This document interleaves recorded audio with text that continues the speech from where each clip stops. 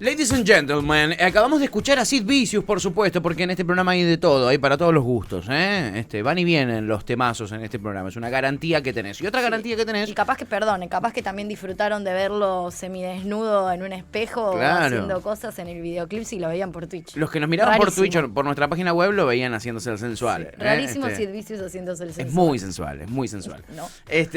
Tú te dices que no, para mí sí, yo soy de los que sí. Y hay gente que no, en este caso sería vos.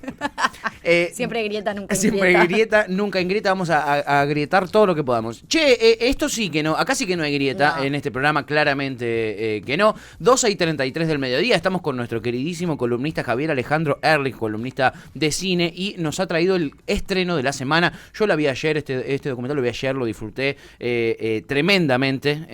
Es una historia de la prohibición. Me encantó, me hizo pensar en ciertos documentales que yo veo a veces en Vice, que se llama, lo pueden buscar en YouTube, Vice, son ese estilo de documentales, pero bien argentino. Y vamos a hablar con quien es el director de esta película que se estrenó esta semana. Estamos hablando nada más y nada menos que de Juan Manuel Zupa Altman. Es abogado, especialista en Derecho Administrativo, Derecho de la Salud y Políticas de Drogas. Es periodista, es documentalista y director, como dijimos, de Una Historia de la Prohibición. Hola Juan Manuel, ¿cómo estás? Bienvenido, bienvenido a Cítrica Radio. Hola, ¿cómo estás? Muchas gracias. Bien, muy bien, bienvenido. Primero y principal, felicitaciones por este laburo periodístico que hicieron. Me lo vi ayer, me lo deglutí, documental con muchísimo placer. Y quisiera que nos cuentes un poquitito para más que nada los que no la vieron, ¿de qué trata Una Historia de la Prohibición? Bueno, primero muchas gracias por el comentario, me alegro que te haya gustado. Alto laburo.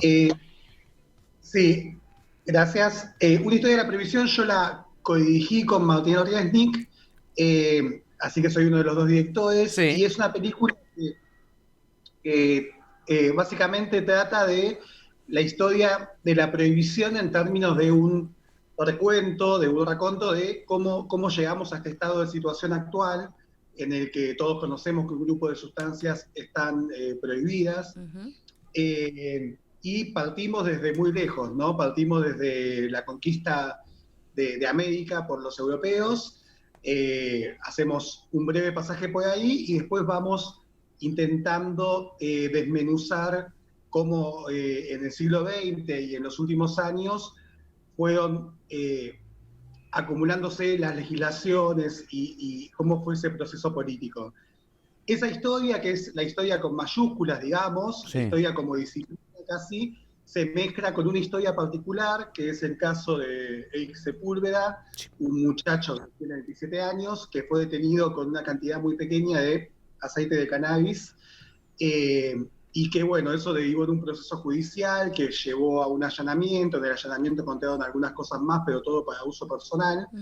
Entonces, también hacemos ese seguimiento del caso de Sepúlveda, y las dos historias se van mezclando. Y básicamente esa es la narrativa del documental, y de eso se va tratando, como de lo macro, pero también de el impacto personal. La verdad que es un laburo muy fino el que han hecho en cuanto a labor periodística, ¿no? Sí. Me encanta cómo atraviesan a partir de un caso en particular, como es el de Eric Sepúlveda, quien fue detenido por tener, creo que eran 10 gramos de aceite de cannabis, una locura así. Cómo pasan de ahí de repente a hablarte del Mayflower y la llegada de los pobladores europeos a Estados Unidos, por ejemplo. Y de repente pasan a mostrarte también cómo se preparan los operativos en búsqueda de estupefacientes, por ejemplo. La guita que invierte el Estado, que invierte la policía en estos operativos para meter en cana perejiles, porque hoy, Juan Manuel, no sé si viste la noticia, pero se supo que el 88.8% de las detenciones que hubo durante el 2019 en casos de narcotráfico, entre comillas, fueron justamente a gente que tenía... sí, dosis para consumo personal. Dosis para consumo personal. Que se consideran para consumo personal. Sí, vi el dato y la verdad que lamentablemente no me sorprende. Creo que si bien es una política sostenida en el tiempo, desde hace algunas décadas, la gestión del gobierno anterior fue particularmente amarillista, valga el sentido. con el tema, ¿no? Porque hizo todo, quizás reflotó lo más rancio del discurso de la guerra contra las drogas y terminó impactando en que se mostraban números sin importar demasiado cuál era la inteligencia policial detrás de esos números. Claro. Y la verdad es que hoy en día, viendo bien en fino cómo se componen, llegamos a esta conclusión, o llegan, digamos, los que hicieron el trabajo a esta conclusión de que el 88% de los casos son de detenciones de personas que tienen cantidades que según la Corte Suprema de Justicia no infringen la ley. Claro. Para ser grave. Claro. Entonces, es una violación flagrante. Claro. Y en relación a la peli y esos saltos que damos, yo creo que hicimos el esfuerzo en tratar de mostrar como todas las fuentes posibles que tiene la prohibición, ¿no? Porque no hay una sola, sino que esto que vos mencionabas del Mayflower, que quizás trae el elemento del puritanismo. Exacto. Y en Estados Unidos. Por otra parte, en la década del 30 del siglo pasado, la prohibición del cannabis tiene relación con una reacción a la corriente migratoria mexicana. Sí. Hay vínculos con la industria armamentística, bueno, lo mismo. Hay vínculos con la industria farmacéutica y también hay como concepciones culturales o todo eso hace una concepción cultural que tiene muchas aristas diferentes, y lo que intentamos fue como ir exponiéndolas para que también cada uno vaya sacando las conclusiones y vaya dándole la importancia que considera que tiene dentro del armado del prohibicionismo como discurso y como práctica, ¿no? Total. Claro. Muy Juan Manuel, No, por favor, Agus.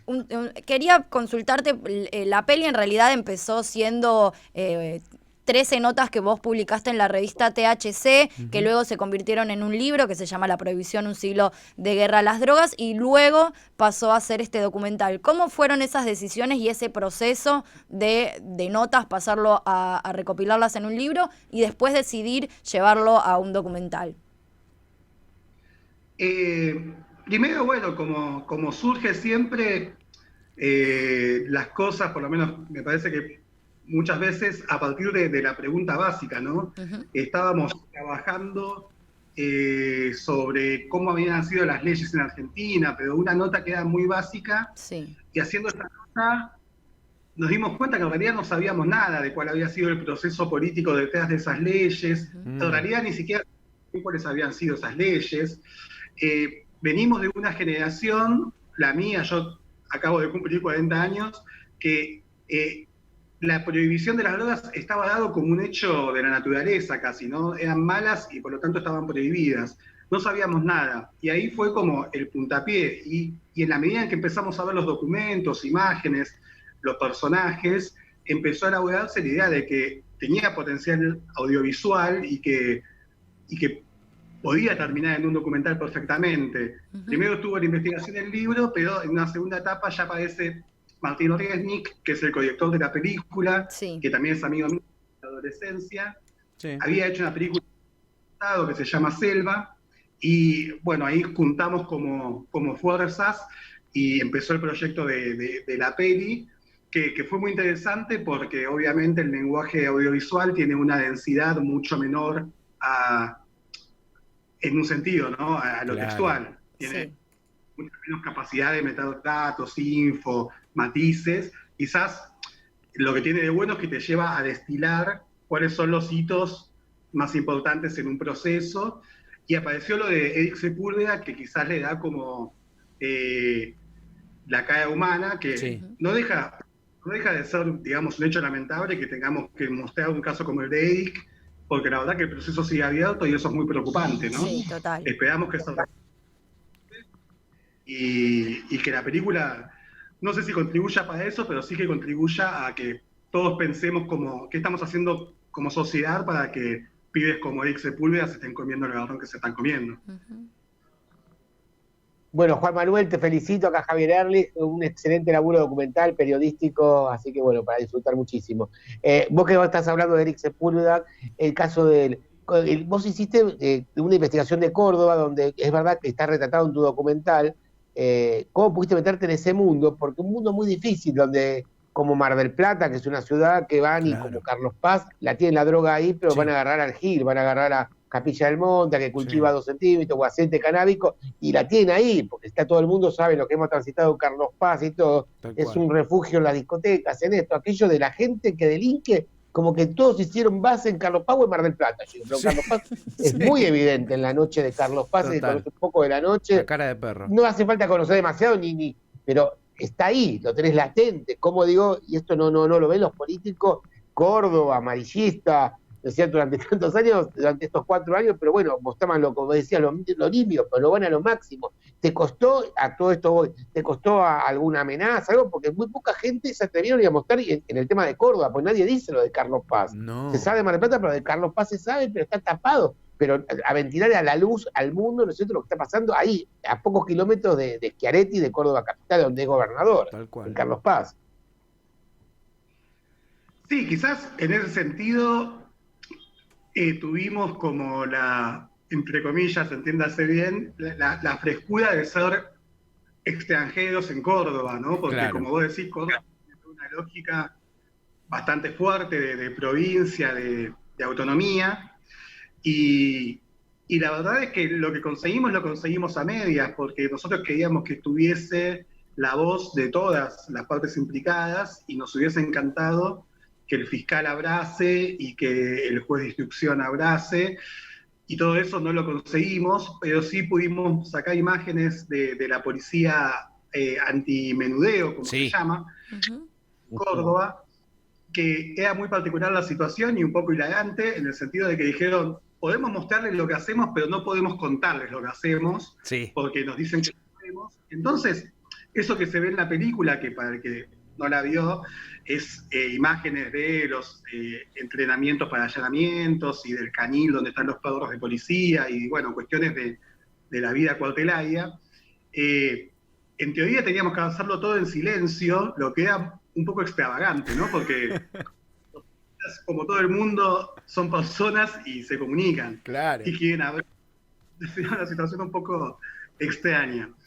En fin, yo creo que ahí también tuvimos la ventaja de poder hablar con gente que es de Córdoba y que también, digamos, desde adentro cuestionan mucho la política de drogas del gobierno cordobés, y quizás la voz de ellos es la que logra transmitir esto que vos decías, porque yo la verdad que tampoco conocía en ese momento, y probablemente no lo sigo conociendo, cómo funciona realmente Córdoba en esos términos, ¿no? No soy vacacionante de Carlos Paz.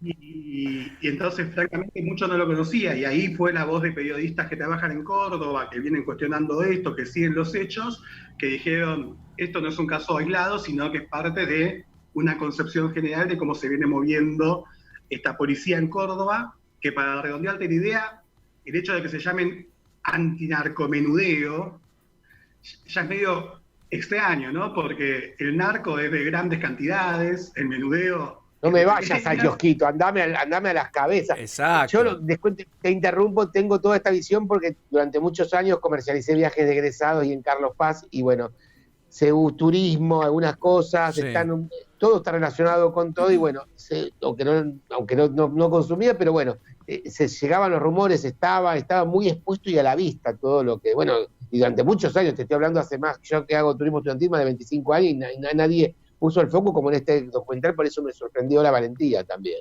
Ojalá que, bueno, sirva para difundir y ir realmente a lo que tenemos que ir, a las cabezas, al narcomenudeo, me da risa el término ya. Tremendo. Es que sí. Es ridículo. Sí.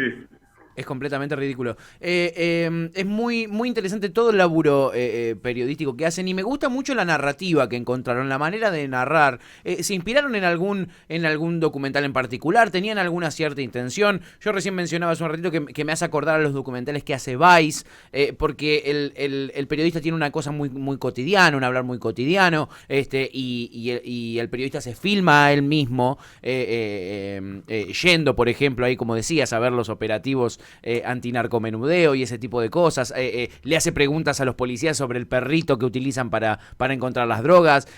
Como que tiene siempre ese lugar del periodista bastante presente, y quería preguntarles eso, ¿cómo es que llegaron a esa idea de narrarlo de esta forma? Bueno, ahí tuvimos la suerte de trabajar con Martín Armada, que es editor general de THC. THC. Sí. No es una producción de THC, pero bueno, yo publiqué las notas ahí, claro. Y hay, digamos, un vínculo, hay una relación. Y en ese sentido él tiene mucha, no sé cómo decirlo, mucha cancha, digamos, en entrevistar. Sí, a pleno. Digamos, de todos los días. Así que quizás esto que mencionabas tiene que ver con esto, con esa práctica. Sí. Después, en relación a la voz en off, yo creo que ahí hubo un trabajo de equipo, en el sentido de lo que contaba antes, de que hubo que destilar mucho y elegir como los hitos, claro. y tratar de ser claro al decirlo, sin que falte la fluidez. Y ahí, bueno, fue de un trabajo de cincelado, ¿no? De ir mucho corrigiendo y buscando una voz que también se adapte a la voz de Martín Armada, que era el que tenía que darla, claro. Y que además es poeta. Mirá. Y creo que ayudó. Sí. Pero bueno, sí, creo que eso por un lado. Y después, en relación a las imágenes y más la parte audiovisual misma, teníamos muy en claro que queríamos contar esta historia, pero contarla desde un lugar muy definido en el mundo, que es Argentina, no por ningún chauvinismo, digamos, pero sí porque me parece que nadie puede pensar los problemas que nosotros tenemos en nuestro lugar. Total. Y entonces, podemos pensar los problemas desde otro lugar que este. A veces hay gente que tiene la intención de, no sé, bueno, no quiero meterme en problemas, pero como, digamos, esa cosa de saber que hay particularidades, que no tiene que ver con que somos excepcionales en el mundo, sino con que simplemente somos. Total. Entonces, pensar esas particularidades y tratar de que en el material gráfico haya cine argentino, haya esa imaginería que también es parte de nuestra cultura. Y hacen un recorrido histórico también por el consumo acá en Argentina. Muestran las publicidades de las revistas donde uno iba a la botica, hablan de la botica, que uno iba a la botica y encontraba ahí, por ejemplo, no sé, opio, por ejemplo, cocaína también, cómo se publicitaba en esas épocas, la relación que tenía con la milonga acá y con la noche tanguera. Hacen todo un recorrido por esa historia del consumo de estas cosas acá en Argentina. Es un laburo muy, muy interesante. Yo como periodista se me hace agua la boca ponerme a investigar ese tipo de cosas. Estuvo bueno, ¿no, Juan Manuel? Sí, la verdad que yo lo disfruté mucho. Fue un trabajo largo también, y también han quedado afuera cosas que son súper interesantes, ¿no? Claro. Sí. La relación del tango y las drogas es muy interesante, sobre todo en las primeras épocas del tango, en los años 20 y 30. A mí me gusta esa música, también me gustan otras músicas, me gusta la música electrónica, pero quiero decir que hay un sesgo que es muy de género en eso, ¿no? Siempre la droga se asimila a la mujer que va del barrio al centro y se pierde, y entonces es como un reflejo de un miedo social. Y es muy, muy marcado el carácter de género que tiene el abordaje de las drogas por el tango, ¿no? Total. Y eso, por ejemplo, en cuestión de fluidez narrativa, quedó medio afuera porque teníamos que, si no, detenernos mucho en ese punto. Y así han quedado afuera otras tantas cosas. La relación de la izquierda y los movimientos populares con las drogas es otro temazo que también quedó en la década del 60 y 70, se toca muy tangencialmente. La relación del rock y otros géneros en los 80 y 90. Es decir, quedó todo muy sintetizado, pero en el camino vimos un montón de cosas que hubiesen merecido un desarrollo propio. El crecimiento de las comunidades terapéuticas, por ejemplo, en los 80 y 90. Total. Es un tema que es muy, muy ancho, ¿no? Sí, total. Una saga, se viene una saga ahora. Tenés ahí para elementos periodísticos para seguir produciendo. La serie. Documentales, una serie. Total. Exacto. Juan Manuel, bueno, el documental hace un recorrido un poco por toda esta historia. Vos hace un rato también mencionabas que cuando vos eras chico ni se cuestionaba, como que era algo prohibido y algo ilegal y algo que estaba mal, y ya. Te hago dos consultitas. Por un lado, ¿tenés esperanza? O sea, ¿ves que hay algo que está modificándose socialmente? Ahora, bueno, aunque sea un avance muy chico, esta nueva reglamentación para consumo medicinal, ¿crees que esto va a ir por un mejor camino? Que en algún momento vamos a lograr tener las legislaciones que nos merecemos al respecto de esto. ¿Cómo la ves? ¿Cómo la sentís? Bueno, yo primero es simplemente una impresión o una suma de impresiones la que puedo compartir. Lo que creo es que, como vos mencionabas, hay avances, no es la misma la situación hoy que hace 20, 15 años, en el sentido no de lo obvio de que pasó el tiempo, sino de que hay un sector de la sociedad que está mucho más permeable a escuchar posiciones alternativas, y que además ya existen modelos alternativos que están funcionando, y en algunos casos en lugares muy cercanos, como es Uruguay, pero también en lugares que son muy importantes en términos internacionales, como Estados Unidos en varios estados, o en Canadá, que es parte del G7, ¿no? Y son países que, o mejor dicho, son estados que han regularizado el cannabis, regulado el cannabis. Entonces creo que ahí ya es un primer cambio que tiene que ver con quizás lo más importante, que es la percepción cultural que se tiene en relación a los consumos. Claro. Después, en términos normativos, yo creo que, bueno, como vos mencionabas, ojalá salga la nueva reglamentación de la ley de cannabis medicinal, porque va a significar que muchas personas van a tener menos padecimiento. Mi concepción personal es que son temas que merecen un abordaje quizás diferente, ¿no? Sí. El cannabis medicinal para mí no puede tener ni sombra de discusión, en la medida en que hay gente que realmente se alivia con su uso, y hay que garantizar el acceso a eso. El consumo personal, adulto, también me parece que no hay discusión, pero inclusive no media esta urgencia de la cuestión de como decía antes, de alivio, ¿no? Si una persona tiene epilepsia refractaria, bueno, hay que garantizar ya que pueda variar un poco su situación. Así que, para redondearte, te diría que creo que el rasgo característico de esta época es que es una época de transiciones. O sea, existen muchas cosas al mismo tiempo, algunas que son contradictorias entre sí, y que tiene que ver con que la sociedad también ha evolucionado a que ya el paradigma de la prohibición no es tan sólido como era, tal decíamos al principio, hace 20 años.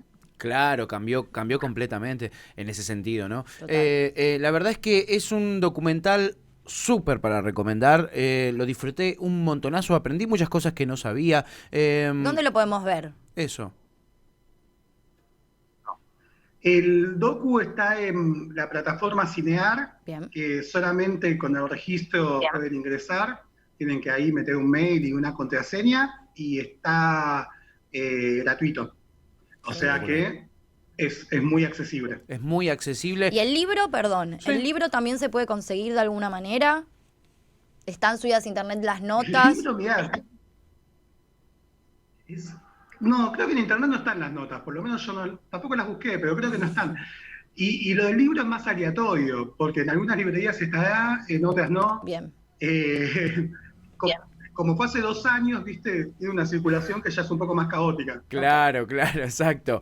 Mirá, Juan Manuel, nos contaste que tenías data de más, así que lo mínimo que espero es una secuela, y lo máximo que espero es una serie. O sea, esas son mis expectativas con vos y con Martín Reisnig. O sea, verás lo que nos debes. Bueno, sí, yo me comprometo a hacer algo más, pero no estoy seguro de seguir con el tema. También tengo ganas de meterme en otras aventuras. Claro, me imagino.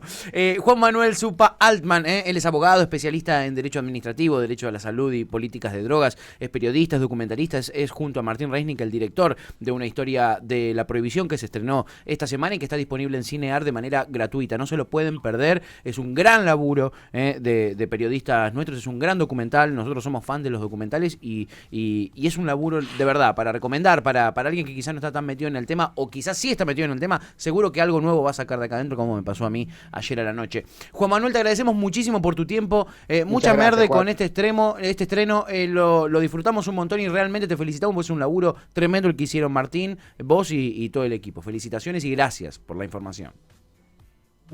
Bueno, muchas gracias a ustedes por la buena onda, me alegraron y gracias por la entrevista, la pasé muy bien. Qué bueno, qué bueno. Nosotros también aprendimos mucho. Abrazo enorme, Manuel. Cuando salga la serie te vamos a estar molestando de vuelta. Dale, avísame. Abrazo grande. Muchas gracias. El estreno de la semana, una historia de la prohibición. Sin lugar a dudas, un gran documental, Javi, ¿o no? Espectacular, la verdad que lo disfruté muchísimo, ¿viste? Aparte es muy didáctico, porque no está retratado y no tenemos, para mí, un documental inmenso para ver, así que muy totalmente necesario. disfrutable. Y bueno, me quedó con ganas de la época del tango, del rock, de los 80, los 60. ¿Cuánto? Ya tiene una serie para hacer, si ya se pone, ya la hace. O podemos meter tipo columna. Lo vamos sacando. Lo vamos a ir llamando los y que jueves. toda esa info vaya cayendo. Pero de verdad, súper necesario, ¿no? Sí. Porque no existen muchas cosas en términos audiovisuales, como decía él. A veces es más accesible eso. Hay gente que escribe mucho sobre el tema, pero un documental gratuito en una plataforma nacional es recontra necesario, que hable de la situación concreta que sucede en nuestro país. Sí, es necesario y no hay. No hay esa información, es verdad. No hay. Tenías uno que se hizo hace 2 años, pero... tenía otro enfoque, amigo. No me acuerdo ni el nombre. El uruguayo, no me acuerdo... Sí. No me acuerdo ni el nombre. Pero no es nada que ver el registro. No. Este es un registro más serio, me parece va más al hueso y un laburo periodístico. Y muy dinámica la narración, muy lindo para ver, muy dinámico, te lo morfás en un toque. Está bárbaro. Aparte te hace un recorrido histórico por 65 minutos. Sí. En 65 minutos te muestras todo. Tal cual, 65 minutos no es nada, ¿sabes cómo se va? Se va como un pedo en un canasto. Javi, amigo, lo suyo impecable, como cada jueves, rompiéndola, trayéndonos nuestro estreno favorito. ¿Qué más le podemos pedir o no a un columnista de cine? Es una cosa de locos. Amigazo, que tengas una gran semana. Para ustedes, chicos, lo mejor. Abrazote. ¡Mua! Chau, Javi. Nos vemos el jueves. Chau. Javier Alejandro Erlich, nuestro columnista de cine, me quedé mudo, mudo sin palabras, me quedé después de esta hermosa charla. Juan Manuel Sopa Altman, búsquenlo, una historia de la prohibición.